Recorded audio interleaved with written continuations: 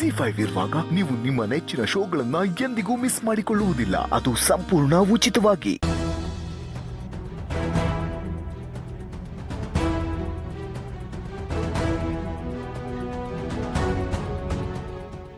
ನೋಡಿ ಜಾನವರೇ, ನಿಮ್ಮ ಬದುಕು ಚೆನ್ನಾಗಿರಬೇಕು. ನಿಮ್ಗೆ ಆಗಿರೋ ಅನ್ಯಾಯಕ್ಕೆಲ್ಲ ನ್ಯಾಯ ಸಿಗಬೇಕು ಅಂದರೆ ಅವನು ಈ ಭೂಮಿ ಮೇಲೆ ಇರಬಾರ್ದು. ಹೌದು ಜಾನವರೇ, ಅವನು ಬದುಕಿದ್ರೆ ಇಲ್ಲಿ ಯಾರು ನೆಮ್ಮದಿಯಾಗಿರಲ್ಲ.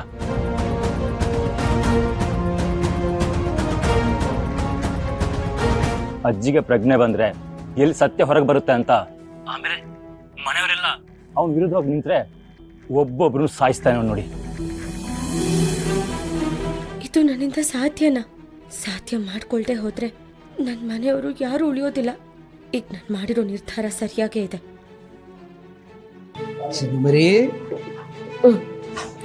ಕ್ರೂಸ್ ಶಿಪ್ ಸೆಟ್ ಆಗಿದೆ, ಆದಷ್ಟು ಬೇಗ ಹೊರಡೋಣ. ಎಷ್ಟು ಚೆನ್ನಾಗಿ ಕಾಣಿಸ್ತಿದ್ದೀರಾ ಗೊತ್ತಾ? ಮತ್ತೆ ನಿಮ್ಗೆ ಇನ್ನೊಂದ್ಸಲಿ ಮದುವೆ ಆಗಬೇಕು ಅನಿಸ್ತಾ ಇದೆ. ಹೋಗ್ರಿ, ನಿಮಗೆ ನನ್ನ ಹೊಗಳೋದು ಬಿಟ್ಟು ಬೇರೆ ಏನೂ ಕೆಲಸ ಇಲ್ಲ ಅಲ್ವಾ? ಹೌದು, ಮತ್ತೆ ನಿಮ್ಮ ಹೊಗಳಕ್ಕೆ ಅಂತ ಹುಟ್ಟಿರೋ ಪ್ರೇಮ ಪೂಜಾರಿ ಅಲ್ವಾ ನಾನು? ನಾನು ಬೇಗ ಹೋಗಿ ರೆಡಿಯಾಗಿ ಬರ್ತೀನಿ. Okay, I am so excited.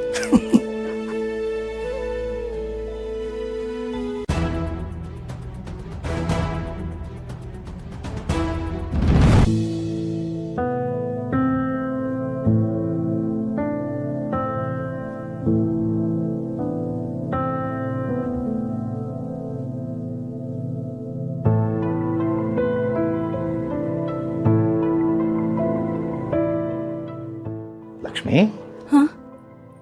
ಯಾಕೆ ಒಬ್ಳೆ ಕೂತ್ಕೊಂಡು ಏನು ಯೋಚನೆ ಮಾಡ್ತಿದ್ಯಾ? ಏನಾಯ್ತು? ರೀ, ಯಾಕ್ರಿ ಇವರು ಹೀಗೆ ಒಬ್ಬರ ಮೇಲೆ ಒಬ್ರು ಹಠ ಸಾಧಿಸ್ತಾ ಇದ್ದಾರೆ? ನಾವು ಸರಿ ಇದೀವಿ ಅಂತ ಇಬ್ರು ಮಾತಾಡ್ತಾರೆ ಹೊರತು ತಪ್ಪಾಗಿರೋದನ್ನ ಸರಿ ಮಾಡ್ಕೊಳ್ಳೋ ಪ್ರಯತ್ನ ಒಬ್ರು ಮಾಡ್ತಿಲ್ಲ. ಹೀಗಾದ್ರೆ ನಾವು ಜಾನುನ ಹೇಗ್ರಿ ಕರ್ಕೊಂಡ್ ಬರೋದು? ನೋಡೋ, ಅದಕ್ಕಾಗಿ ಇಷ್ಟೊಂದು ಬೇಜಾರು ಮಾಡ್ಕೋಬೇಡ. ಚಿಕ್ಕ ಮಕ್ಕಳಾಗಿದ್ರೆ ಅವ್ರೇನಾದ್ರು ತಪ್ಪು ಮಾತಾಡಿದಾಗ ಹೇಳಿ ಬೈದು ಒಂದು ಪೆಟ್ಟು ಕೊಟ್ಟು ತಿದ್ದಿ ಹೇಳ್ಬೋದಿತ್ತು. ದೊಡ್ಡವರಾಗಿ ಹಿಂಗೆ ಮಾತಾಡಿದ್ರೆ ಏನು ಮಾಡೋದು ಹೇಳು?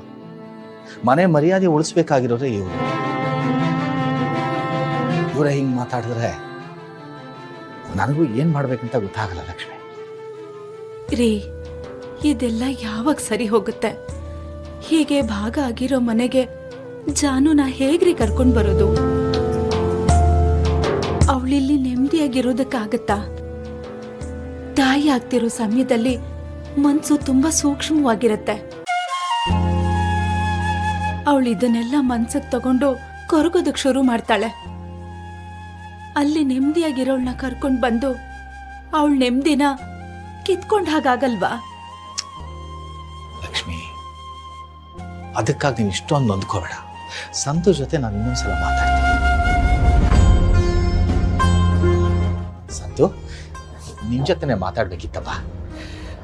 ಆಫೀಸಿಗೆ ಟೈಮ್ ಆಗ್ತಿದ್ಯಪ್ಪ, ಅದೇನೋ ಬೇಗ ಹೇಳಿ.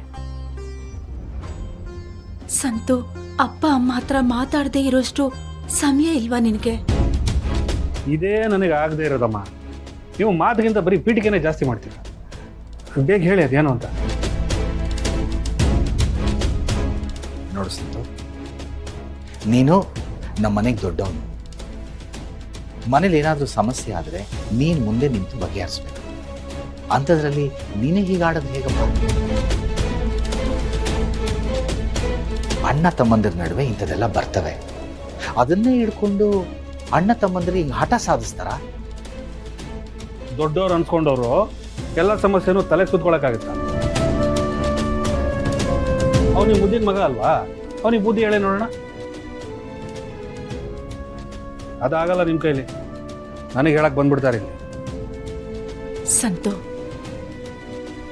ನೋಡು, ಅವನೇನು ತಿಳಿದೇ ಮಾತಾಡ್ತಾ ಅಂದ್ರೆ ಎಲ್ಲ ತಿಳಿದಿರೋ ನೀನು ಹೀಗೆ ಹೇಳಿದ್ರೆ ಹೇಗೋ?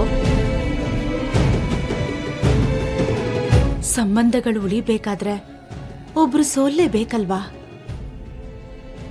ಪ್ರತಿ ಸಲನೂ ನಾನೇ ಸೋಲ್ತಿದ್ರೆ ನಾನು ಗೆಲ್ಲೋದು ಯಾವಾಗಮ್ಮ? ನೀವೇನೇ ಹೇಳಿದ್ರು ನನ್ನ ನಿರ್ಧಾರನ ನಾನು ಬದಲಾಯಿಸಲ್ಲ. ಸಂತು, ನೀನು ಹೀಗೆ ಮಾತಾಡಿದ್ರೆ ಹೇಗಪ್ಪ? ನಿನಗೆ ಗೊತ್ತು, ಜಾನುನ ನಾವೆಷ್ಟು ಪ್ರೀತಿಯಿಂದ ಬೆಳೆಸಿದ್ವಿ, ಮದುವೆ ಮಾಡಿಕೊಟ್ವಿ. ಈಗ ಅವಳು ಗರ್ಭಿಣಿ ಆಗಿದ್ದಾಳೆ. ತುಂಬ ದಿನ ಆದಮೇಲೆ ನಮ್ಮನೆಗೆ ಇನ್ನೊಬ್ರು ಅತಿಥಿಗಳು ಬರ್ತಾ ಇದ್ದಾರೆ. ಅವಳು ಚೊಚ್ಚಲ ಬಾಣಂತನ ಮಾಡೋದು ತವ್ರ ಮನೆ ನಮ್ಮ ಕರ್ತವ್ಯಪ್ಪ. ಅವಳು ಇಲ್ಲಿಗೆ ಬಂದಾಗ ನೀವೆಲ್ಲ ಖುಷಿ ಖುಷಿಯಾಗಿರ್ಬೇಕು, ಆಗ ಅವಳಿಗೂ ಖುಷಿ ಆಗುತ್ತೆ. ಒಬ್ಬರ ಮುಖ ಒಂದ್ ಕಡೆ ಒಬ್ಬರ ಮುಖ ಒಂದ್ ಕಡೆ ಅನ್ಕೊಂಡಿದ್ರೆ ಏನ್ ನೆಮ್ಮದಿ ಇರುತ್ತೆ ಹೇಳು? ಇಲ್ಲ ನೆಮ್ಮದಿ ಇಲ್ಲ ಅಂತ ಯಾರಪ್ಪ ಹೇಳಿದ್ದು? ನಮ್ಮ ಭಾಗದಲ್ಲಿ ನಾವು ಆರಾಮಾಗಿದ್ದೀವಿ, ಅವ್ರ ಭಾಗದಲ್ಲಿ ಅವ್ರು ಆರಾಮಾಗಿದ್ದಾರೆ. ನೀವು ಜಾನುವನ್ನ ಕರ್ಕೊಂಡು ಬಂದು ನಿಮಗೆ ಏನು ಬೇಕೋ ಆ ಶಾಸ್ತ್ರ ಸಂಪ್ರದಾಯನ ಮಾಡಿ. ಯಾರು ಬೇಡ ಅಂದಿದ್ದು? ಅಲ್ಲ ಸಂತು, ಮನಸ್ಸುಗಳು ಭಾಗ ಆಗಿರೋ ಜಾಗದಲ್ಲಿ ಅವಳು ಎಲ್ಲಿ ಅಂತ ಇರ್ತಾಳೆ ಹೇಳು? ಅದಕ್ಕೆ ನೀವಿಬ್ರು ಮೊದ್ಲಿನ ತರ ಆಗಿ ಕೈ ಮುಗಿದು ಕೇಳ್ಕೊತೀನಿ, ನೀವಿಬ್ರು ಇದನ್ನ ಇಲ್ಲಿಗೆ ಬಿಟ್ಬಿಡ್ರೋ. ಲಕ್ಷ್ಮಿ, ಗೊತ್ತಾಯ್ತು ಬಿಡಿ. ಅವಳನ್ನು ಕರ್ಕೊಂಡು ಬಂದ್ರೆ ನಿಮ್ಮ ಹತ್ರ ಖರ್ಚು ಮಾಡಕ್ಕೆ ದುಡ್ಡಿಲ್ಲ, ನಮ್ಮನ್ನು ಕೇಳ್ತಿದ್ದೀರ. ಸಂತು, ನಾನು ಹಿಂದೆನೂ ನಿನಗೆ ಹೇಳಿದ್ದೀನಿ, ನಿಮ್ಮ ಕಡೆಯಿಂದ ನನಗೆ 1 ಪೈಸಾ ಹಣಕಾಸಿನ ಸಹಾಯ ಬೇಡ. ಜಾನು ಬಾಣಂತನದ ಪೂರ್ತಿ ಖರ್ಚನ್ನ ನಾನು ನಿಭಾಯಿಸ್ತೀನಿ. ನೀವಿಬ್ರು ನಗುನಗ್ತಾ ಅವಳನ್ನ ನೆಮ್ಮದಿಯಿಂದ ಬಿಟ್ರೆ ನನ್ಗೆ ಅಷ್ಟೇ ಸಾಕು. ಅದೊಂದು ಮಾಡ್ಕೊಡ್ರಪ್ಪ. ನೀವು ಹೇಳಿದ ತಕ್ಷಣ ಎಲ್ಲ ನನ್ನ ಮನಸ್ಸನ್ನು ಬದಲಾಯಿಸಕ್ಕಾಗಲ್ಲ. ಅವನು ಮುಂದೆ ನಾನು ಸಣ್ಣವನಾಗ್ಬಿಡ್ತೀನಿ. 2 ದಿವಸ ಟೈಮ್ ಕೊಡಿ, ಹೇಳ್ತೀನಿ. ಟೈಮ್ ಆಯ್ತು, ಬರ್ತೀನಿ.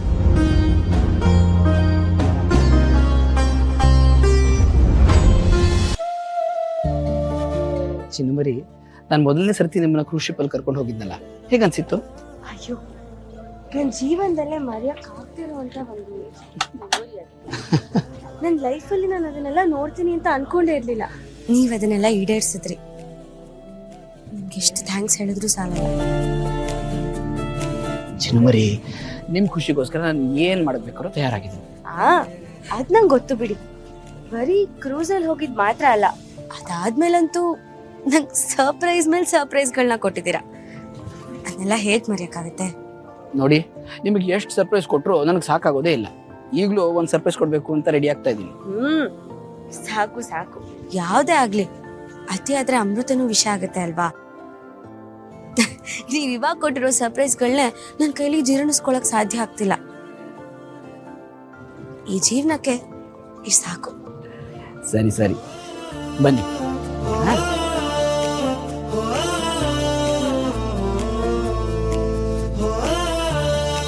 ZEE5 ಆಪ್ ಡೌನ್ಲೋಡ್ ಮಾಡಿ ಎಲ್ಲಾ ಸಂಚಿಕೆಗಳನ್ನು ಸಂಪೂರ್ಣ ಉಚಿತವಾಗಿ ನೋಡಿ.